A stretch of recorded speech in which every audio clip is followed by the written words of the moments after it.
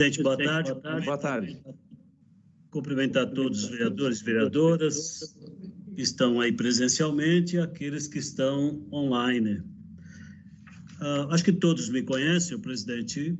Eu sou uma pessoa que defendo uma causa, que é a educação pública, e defendo uma corporação, que são os profissionais de educação. Sejam eles que prestam serviços para a rede pública estadual, para a rede pública municipal, mas o setor público. E sou defensor da escola pública e da educação, né, como valor, como direito universal.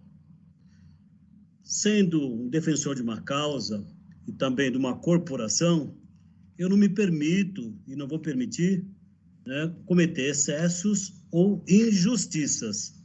Eu acho que num momento como esse, em que nós vamos votar o PL, o projeto de lei 308, de autoria do vereador Reis, meritório pelas circunstâncias, pela emergência. É bom que se diga que se a lei 17.340, a lei que nós votamos, dispondo sobre medidas emergenciais, que no seu conteúdo dispõe sobre contratos temporários, a manutenção desses contratos com as empresas e instituições contratadas para serviços de terceiros, que se essa lei não tivesse sido cumprida, tanto pelo secretário quanto pelo prefeito, os dois deveriam ser responsabilizados por não cumprir uma lei aprovada pela Câmara Municipal no que diz respeito ao repasse de recursos para o movimento de alfabetização de adultos.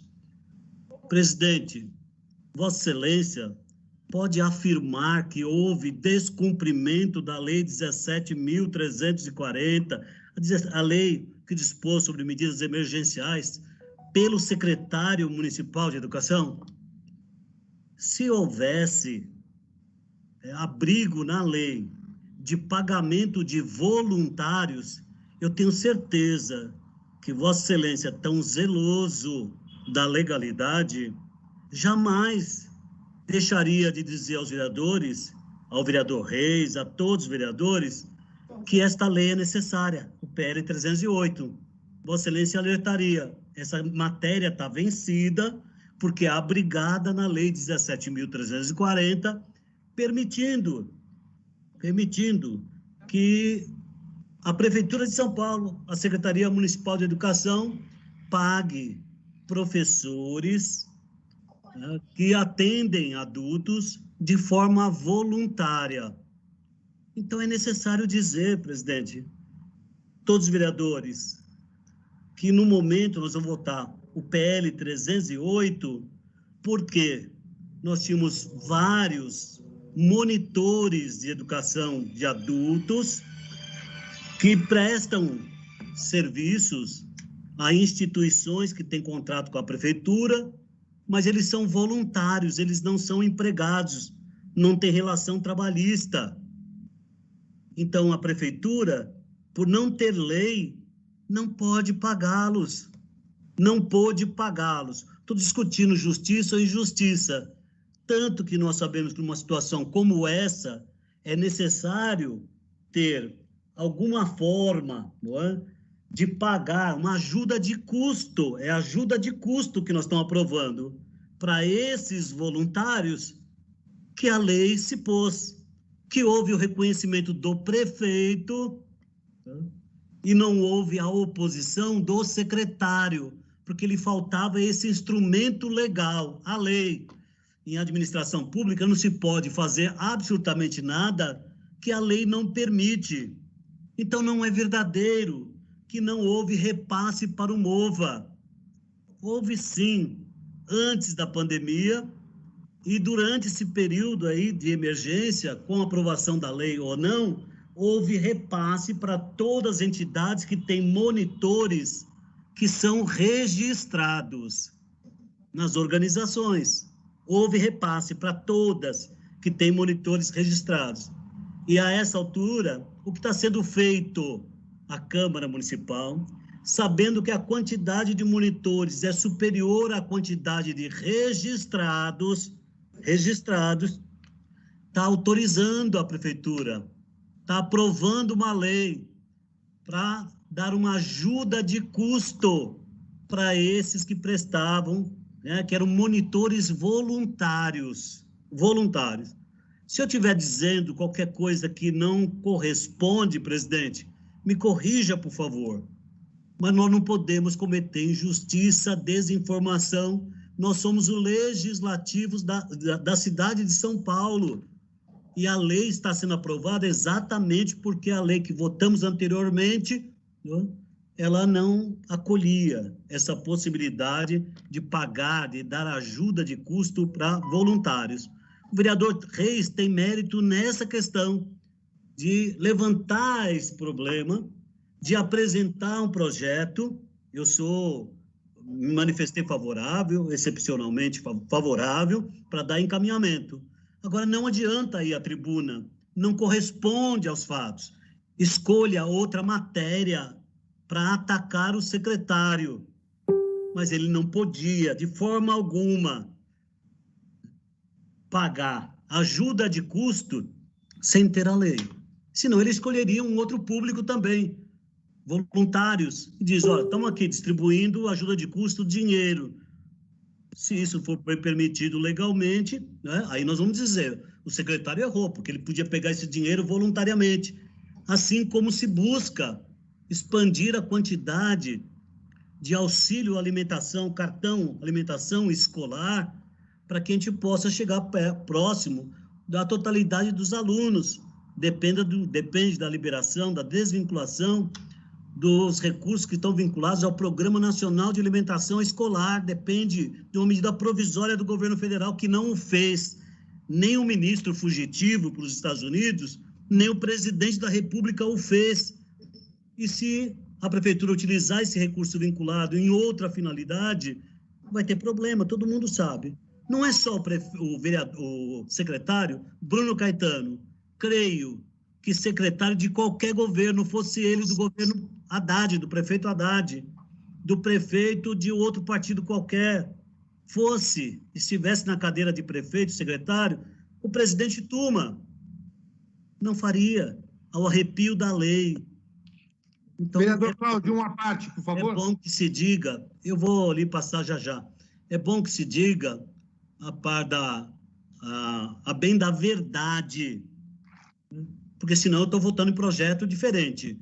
Nós estamos votando uma ajuda de custo para os voluntários adultos que têm até o ensino fundamental, né, e são monitores nesse programa de educação de adultos. A prefeitura não mantém só o MOVA, tem o EJA, né, Educação de Jovens e Adultos, que é dado nas escolas da prefeitura do município de São Paulo. Tem os centros de educação de jovens e adultos, CIEJA, Centros Integrados de Educação de Jovens e Adultos, que, diga-se de passagem, no dia de ontem, foi publicado no Diário Oficial, e todos os vereadores que se propõem a discutir o tema de educação, eu acredito que teve conhecimento. O Conselho Municipal de Educação se manifestou em relação à organização da educação de jovens e adultos, que ele é semestral.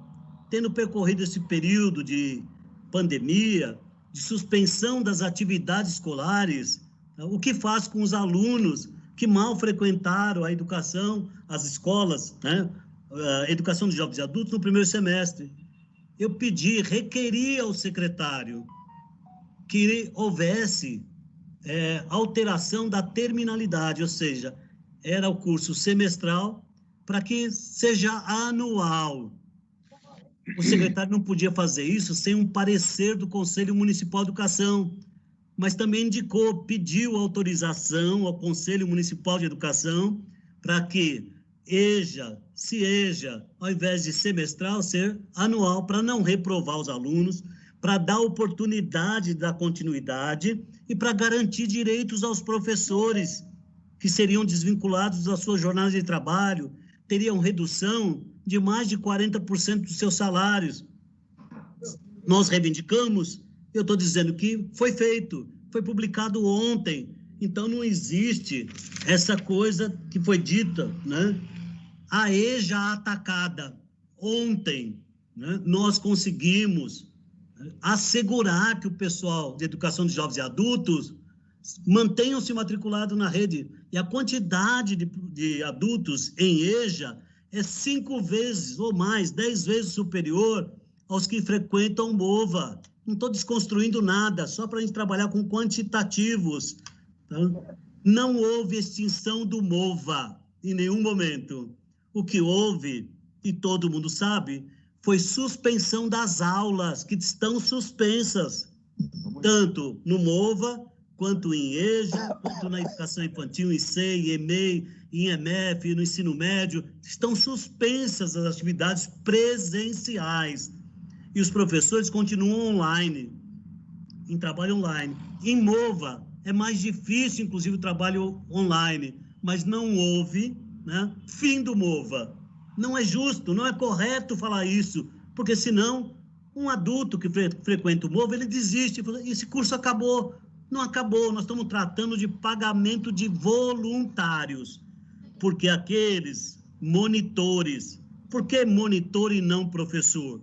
Porque para ser professor exige habilitação de magistério, licenciatura plena, e os monitores têm formação só de ensino fundamental. Fundamental. Eu acho que é bom, ajuda todo mundo a saber isso, tá? Para não fazer ataque indevido. Não estou em defesa do secretário, mas em defesa de uma política que é necessário saber.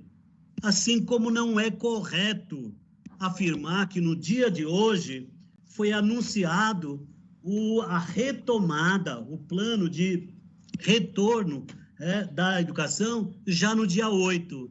É uma data prevista que está contida no plano, mas para que chegar no dia 8 e as atividades escolares serem retomadas, precisa atender os indicadores da saúde.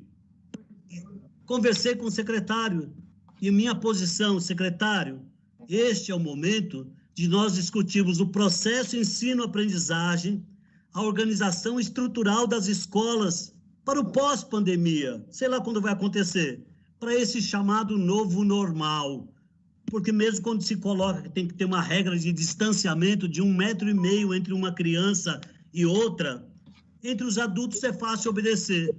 Como é que você contém uma criança de 3 anos, 4 anos, 5 anos, em distância?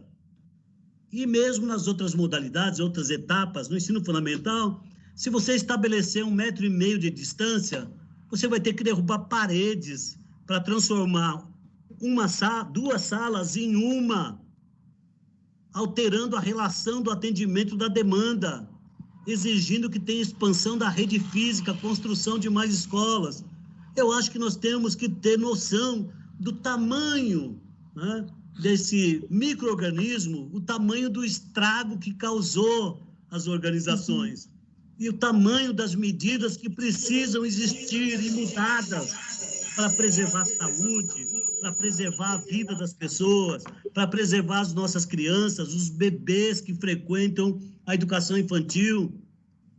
Há muita discussão entre os infectologistas, entre os sanitaristas, né? Tem alguns que defendem a imunização de rebanho, bota todas as crianças juntos e pronto, elas estão mais imunizadas. É assim? Não é assim. Então, o plano de retorno da educação respeita e tem que respeitar a autonomia, inclusive, dos sistemas municipais.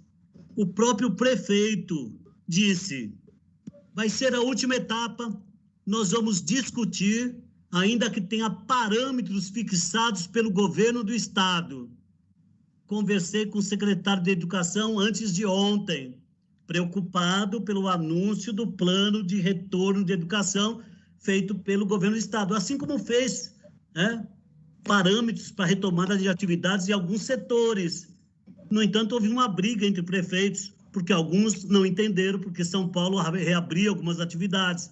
Não estou fazendo juízo. Eu acho também que não deveria reabrir, mas sei que existem pressões, né, imensas, de proporção oceânica, sobre os poderes executivos, para abrir atividade aqui e acolá e assim por diante. Então, na educação não vai ser diferente. Conversei com o Bruno Caetano, disse a ele como é que nós vamos retomar atividades sem um plano de apoio emocional e psicológico aos profissionais de educação, sem discutir apoio técnico para o uso de tecnologias, que ficou revelado que nós não temos nesse momento, e isso está gerando ansiedade, desgaste, estresse, adoecimento dos profissionais de educação, porque é difícil o uso dessas tecnologias, a falta de sinal de internet. A vereadora Soninha acabou de falar, inclusive, da questão do projeto das antenas necessárias. Nós vamos viver uma outra época. Falei com o secretário de medidas sanitárias necessárias. Quando? Antes e quando houver, e quando houver o retorno das atividades escolares. É necessário fazer um diagnóstico. Quantos sanitários tem cada escola? Quantos vasos estão deteriorados? Quantas torneiras estão inativas? Como é que se serve a alimentação escolar? É fácil. Quem quer esse desafio? Nós estamos debatendo com seriedade para defender os profissionais de educação, para defender as nossas crianças, para defender as famílias que devem frequentar a escola. A escola é um espaço de circulação das pessoas, para saber do desempenho dos seus filhos, para poder cuidar, inclusive, do processo de ensino-aprendizagem. Nós temos que ter planejamento, organização do processo de ensino-aprendizagem. O ensino fundamental tem duração de 9 anos. Mas esse ano já queimou. Imagina uma criança que entrou no primeiro ano do ensino fundamental agora. Esse ano não vai existir para essa criança. Tristemente, não vai existir para essa criança. A escola é um espaço de sociabilização, é um espaço de troca de conhecimento, de construção de conhecimento. Então, é necessário discutir o currículo escolar para os próximos 8 anos. Fala-se muito de legados deixados pela administração do Paulo Freire e da Luísa Erundina. Nós participamos dessa discussão sobre a organização do ensino em ciclos de aprendizagem, sabendo, inclusive, do desenvolvimento cognitivo das crianças. Ou seja, você não reprova uma criança só porque não aprendeu num ano. E nós sabemos que essa ideia foi muito combatida, porque muitas pessoas viam nisso aprovação automática. Esse é o fracasso da educação, e teve quem se rendeu a isso para mudar a organização do ensino em ciclos.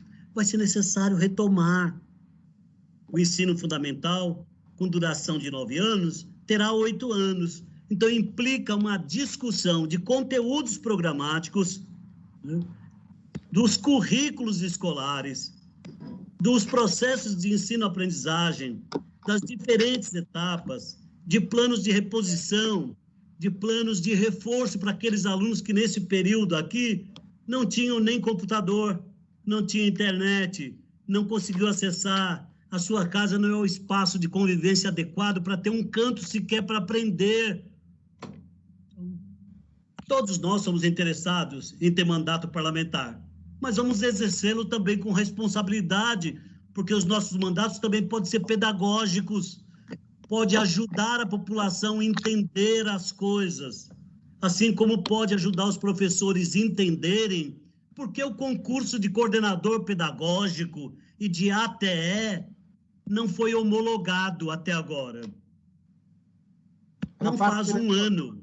O concurso não faz um ano que foi realizado. A prova foi realizada em outubro. Os resultados das provas saíram em fevereiro. Em março, saiu a classificação definitiva. Em 16 de março, começaria o período de aferição das pessoas que se declararam negros, negras ou deficientes. Só que o decreto de emergência suspendeu atividades presenciais, como também suspendeu perícias médicas. Nós estamos falando de 1.100 auxiliares técnicos de educação, de mais de 900 coordenadores pedagógicos. Estão suspensas as perícias. Quero perguntar se qualquer um dos vereadores se disporiam a matricular o seu filho numa sala onde o professor ingressou sem fazer perícia médica. É obrigação, é investidura em concurso. Então, não houve maldade porque não houve homologação do concurso. Então, porque senão nós deixaríamos todos aqueles que se inscreveram no concurso pelas cotas, que é lei, cota racial, cota de deficiente, tá? Sairia publicado a classificação final, não houve a aferição que é obrigatória, tem lei que determina que tem que aferir. A pessoa se declarou negro, negra, autodeclaração, mas tem uma aferição por uma lei aprovada pela Câmara Municipal. Essa aferição não ocorreu. Como é que homologa? Nós vamos prejudicar aqueles que se inscreveram por cota. Não pode. Seria ilegal. Essas pessoas entrariam na justiça e tomara que a justiça reconhecesse o direito deles. Não, tem que fazer a aferição e tem que dar o direito dessa pessoa ter sua classificação na ampla escolha para quem não é negro, negra, ou deficiente, e respeitar a proporção dos cargos que devem ser oferecidos para negro, negra. Eu fico admirado com pessoas que vão à tribuna e desconsideram isso. Acaba não educando as pessoas que estão na expectativa de assumir seus cargos. E é legítimo ter uma expectativa, porque passou e quer assumir. Eu tenho dialogado com eles. Não me interessa se isso me desgasta dizer a verdade, mas eu digo a eles a verdade. Concurso tem diferentes etapas que devem ser cumpridas, sob pena de ensejar recurso judicial e paralisar todo concurso, aí não convoca ninguém. Um mérito nós temos no serviço público municipal, na educação, quiçá fosse também para outros segmentos, não é? Quiçá fosse também para outros segmentos. Uma parte... A lei obriga realização de concursos de 2 em 2 anos para cargos que compõem o quadro do magistério, para cargos que compõem o quadro de apoio, ou sempre que houver 5% de cargos vagos. Não tem nenhuma prefeitura, nenhum governo do estado, eu não estou falando do prefeito Covas, estou falando de prefeitura, de governo, administração pública. Não tem nenhuma administração que realize tanto concurso para prover cargos efetivos quanto a Prefeitura de São Paulo. Houve concurso durante o governo da Erundina, houve concurso durante o governo do Maluf, houve concurso durante o governo do Serra, do Kassab, do Haddad, né, do Dória e do Bruno Covas. Por liberalidade, porque ele acha bonito fazer, porque existe uma lei, tem que cumprir. Eu sempre pressionei para a realização do concurso e para que tenha investidura pelos aprovados no concurso. Eu sei que tem gente que defende contrato temporário. Contrato temporário, ele, como o próprio nome diz, precário, não gera direitos algum, a pessoa não tem direito de carreira, por um determinado momento ele tem um vínculo, não precisou mais, manda embora e acabou. Tá? Como tem gente que defende, não é? Que deve ser contrato somente do MOVA. Eu acho que é passageiro. O vereador Soninha falou, impressionante que nós estejamos ainda nessa época tratando da questão de educação de jovens e adultos. Mas enquanto houver, eu preferia que eles estivessem matriculados na educação de jovens e adultos, da prefeitura, direito. Está acostado na Constituição Federal, direito universal de acesso e permanência na educação em todas as etapas e em todas as idades. É isso que tem que ser respeitado pelo poder público. Então, faço. Quem está me pedindo uma parte? Faço dessas minhas observações. Pedindo uma parte aqui, vereador. Quem? Chechel Trípoli. Chechel, pois não, Chechel. Vou tentar... eu iria falar um pouco aqui para fazer uma defesa do governo, do executivo e do secretário de Educação.